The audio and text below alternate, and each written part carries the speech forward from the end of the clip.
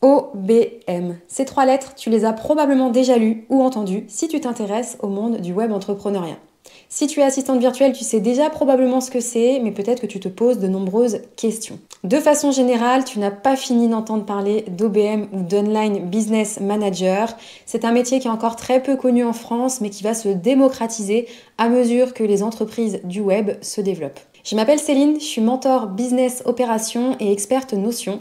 J'accompagne les entrepreneurs du web à simplifier leurs opérations et les assistantes virtuelles à devenir OBM. Reste avec moi car dans cette vidéo, je vais t'expliquer qu'est-ce qu'une OBM, quelles sont les missions d'une OBM, qui sont les clients d'une OBM et comment se lancer dans ce nouveau métier d'OBM. L'OBM ou l'Online Business Manager, elle est là pour épauler l'entrepreneur afin de l'aider à exécuter sa grande vision. En gros, c'est le bras droit du CEO. Son rôle, c'est d'aider son client à atteindre ses objectifs. Et pour ça, elle prend en charge tout ou partie des opérations, de la stratégie jusqu'à son exécution.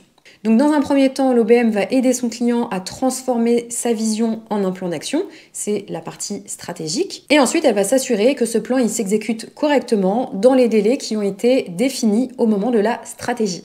L'OBM, c'est un petit peu comme la tour de contrôle du business. Elle a une vision d'ensemble de tout ce qui se passe et elle s'assure que le plan s'exécute comme prévu. De cette façon, le CEO peut se concentrer sur les tâches sur lesquelles il a le plus de valeur ajoutée, les tâches que finalement seul lui est en mesure de faire, à savoir coacher ses clients, développer de nouveaux produits, développer de nouvelles relations, etc., etc. Tout ça, ça va dépendre du secteur d'activité du client, mais tu l'as compris, une OBM, c'est un appui très précieux pour un CEO, puisqu'elle va lui permettre de continuer à développer son entreprise et éventuellement à passer un cap de croissance dans son entreprise. Elle est amenée à endosser de nombreuses responsabilités en fonction de son client et c'est d'ailleurs pour ça que bien souvent en France, on aime l'appeler bras droit.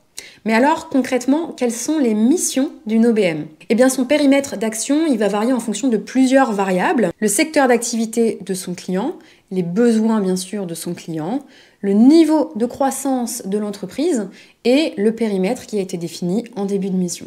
Et donc, concrètement, quels sont les types de missions qu'un CEO peut déléguer, peut confier à son OBM? Eh bien, une OBM peut être en charge de plusieurs missions différentes, à savoir la planification stratégique, la gestion de projet au sens large, à savoir incluant le lancement d'offres si c'est cohérent avec son client, la gestion ou l'organisation d'événements, la gestion d'équipe, la gestion des relations commerciales avec ses clients, la création de systèmes et d'automatisation et la gestion des opérations au sens large du terme. Pour chacune de ces missions, l'OBM, elle va standardiser, elle va systématiser, elle va automatiser les workflows et les processus de l'entreprise de manière à, entre guillemets, industrialiser le fonctionnement de l'entreprise pour faire en sorte que celle-ci ne soit pas dépendante de son CEO. Mais alors, qui a besoin d'embaucher une OBM ? Eh bien, comme son nom l'indique, Online Business Manager, l'OBM a plutôt pour vocation à gérer les opérations d'un business en ligne. Mais attention avec cette notion parce qu'aujourd'hui, même dans les business les plus traditionnels, il y a une part de digital. Et c'est pour cette raison que je te disais que tu n'as pas fini, à mon sens, d'entendre parler d'OBM. Donc, tu le sais, une OBM, elle va accompagner principalement des entreprises qui sont orientées vers le digital, à savoir les coachs, les consultants, les formateurs, les influenceurs, les agences marketing, les e-commerce, les SaaS, etc., etc. Mais attention parce que, comme je te le disais, de plus en plus de business traditionnels vont chercher les compétences d'une OBM pour développer leur présence digitale. Et parmi ces business, on va retrouver les agences immobilières, par exemple, les cabinets comptables, les cabinets d'avocats, les boutiques, etc., etc. Et c'est pour cette raison que, au-delà finalement du secteur d'activité, ce qui va être vraiment important, c'est le stade de développement de l'entreprise. Faire appel à une OBM, ça représente un coût bien plus élevé que de faire appel à une assistante virtuelle. D'ailleurs, j'ai prévu de te faire une vidéo à ce sujet pour t'expliquer quelle est la différence entre une assistante virtuelle et une OBM, une vidéo qui devrait sortir d'ici la fin du mois parce que je remarque beaucoup d'amalgames. Donc le client d'une OBM, il doit avoir un business model qui est déjà validé, un chiffre d'affaires suffisamment important pour lui permettre d'investir dans une OBM et bien sûr, il doit avoir l'envie et l'intention de continuer à développer son entreprise tout en ayant un état d'esprit qui va lui permettre de déléguer une partie de son bébé. Contrairement aux idées reçues, on n'est pas obligé d'avoir une équipe pour faire appel à une OBM. On peut très bien être seul et faire appel à des prestataires ou des freelances pour nous aider dans notre quotidien. L'OBM, elle sera justement là en fait pour maintenir l'harmonie entre le CEO et les différents prestataires auxquels il délègue des missions ou bien sûr, s'il a une équipe, avec son équipe. Maintenant que je t'ai expliqué les grandes lignes de ce qu'est une OBM, tu te demandes sans doute comment se lancer en tant qu'OBM ou si tu es entrepreneur, comment est-ce que je trouve mon OBM, ma perle rare pour m'épauler dans mon entreprise.